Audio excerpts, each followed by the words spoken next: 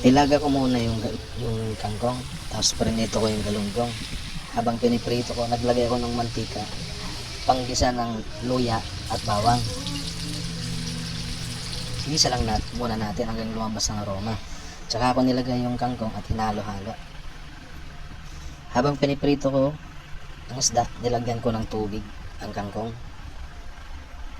Nilagyan ko ng toyo na itago natin sa pangalang dato puti. Baka naman dato puti. Hinalo ko hanggang lumabas ang aroma ng toyo. At nilagyan ko na rin ng asukal. Hinalo ko ng hinalo. Nilagyan ko na rin ng Ajinomoto, Betsi. Tapos nilagay ko na rin yung prinito kong isda. Tinipan ko muna at pinakuluan ko ng 1 hanggang 2 minuto. At ayun, luto na. Sa kabilang banda ay nag-isa ulit ako. Luya at bawang.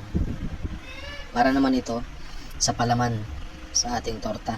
Nilagyan ko na rin ng kamatis. Ang lumabas na ang aroma ng kamatis, inilagay ko na ang specialty na tinago nating San Marino corn tuna.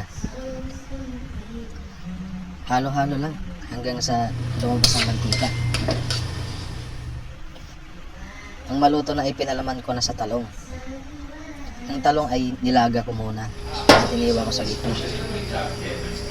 Maglalagay tayo ng itlog at babatuling. Ito yung magiging dressing natin pag ipiprito na ang talong. Subukan nyo po ito at matyak na magugustuhan ng inyong chikiting.